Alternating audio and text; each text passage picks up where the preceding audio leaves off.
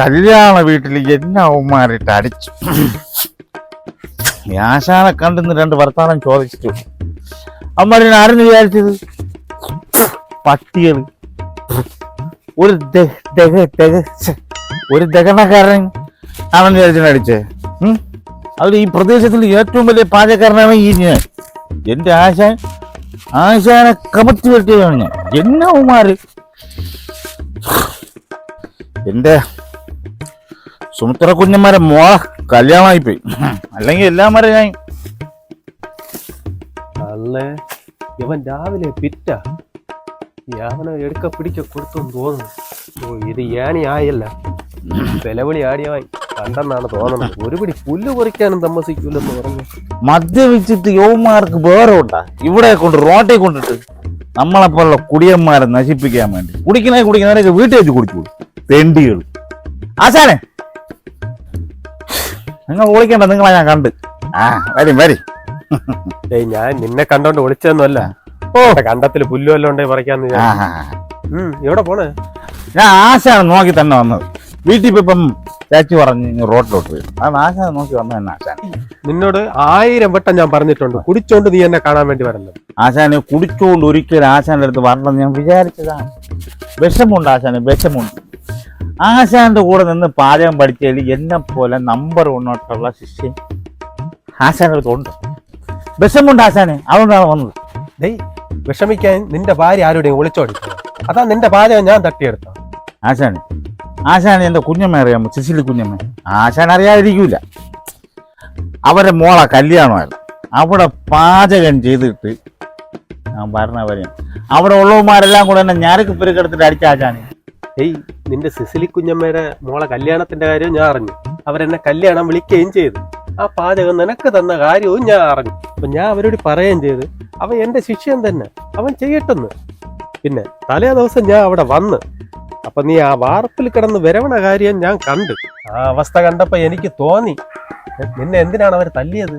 വാർപ്പിൽ കിടന്ന് വിരവിയതല്ല ആശാനെ, വാർപ്പ് വൃത്തിയാക്കിയപ്പോഴാണ് ആശാൻ എന്നെ കണ്ടു കാണാം. അല്ല ഞാൻ തലേദിവസം മദ്യപിച്ചിട്ടില്ല ആശാനെ.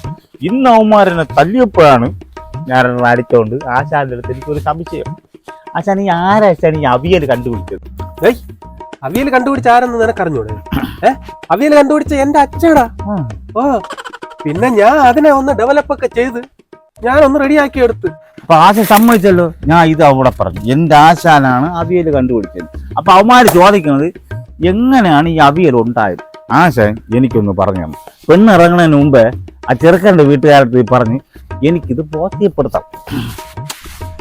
ഞാൻ കാണാൻ പാടില്ലല്ലോ. ഞാൻ വരുമ്പോ നാറിയിട്ടിരിക്കാൻ ആശാൻ. നാറിയിട്ട് അല്ലേ ഈ പാചകത്തിന് വാങ്ങിച്ചില്ലേ, അതിൽ കുറെ സാധനങ്ങൾ മിച്ചം വന്നു. അമരക്ക, വെണ്ടയ്ക്ക, തക്കാളിക്ക, കത്തിരിക്ക, ഇങ്ങനെ കുറെ സാധനങ്ങളെല്ലാം മിച്ചം വന്നു. ഇതെല്ലാം കൂടി വാരിയിട്ട് ഒരു സാധനം ഉണ്ടാക്കി. മനസ്സിലായില്ലേ? അതാണ് അവിയല്. അപ്പൊ അങ്ങനെയാണ് ആ അവിയല് കണ്ടുപിടിച്ചു. ആശാനി ഇത് ഞാനും ഓമാരത് പറഞ്ഞു. ഈ അവിയല് കണ്ടുപിടിച്ചതിന്റെ വിധം ആശാനി മുമ്പ് ഒരിക്കൽ പറഞ്ഞു തന്നിട്ടുണ്ടായിരുന്നല്ലോ. ഈ ഡയലോഗ് ഞാൻ അവന്റെ അടുത്ത് പറഞ്ഞു. അപ്പൊ അവൻ പറഞ്ഞത് എന്താണെന്നറിയാമോ? അത് നിന്റെ ആശാൻ മണ്ടനാണ്.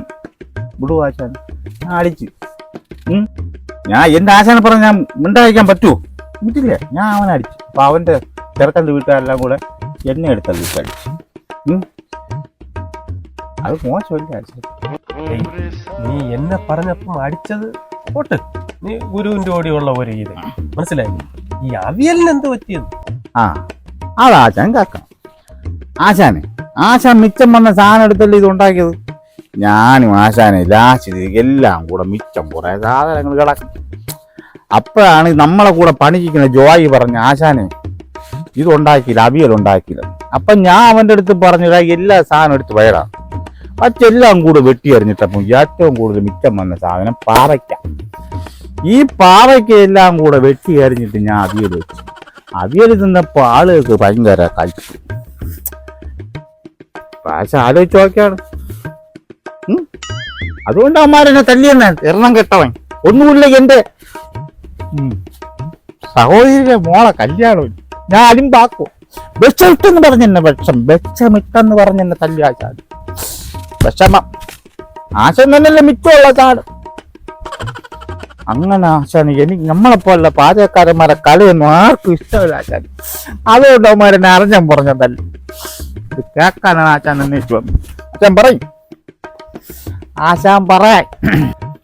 എരണം കെട്ടവനെ, ഇവിടെ ചക്കക്കുരുവിന് ഉണ്ടായവനെ, ഇവിടെ ആരെങ്കിലും അവിയലിന് പാവയ്ക്ക ഇടുവടാ. എന്റെ വില കളയാൻ വേണ്ടി വെട്ടി ഒന്നില്ലല്ലോടാ.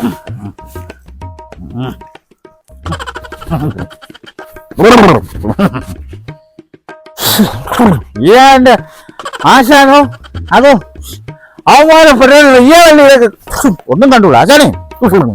ആശാനെ ആശാനെ എന്താ ആശാനെ?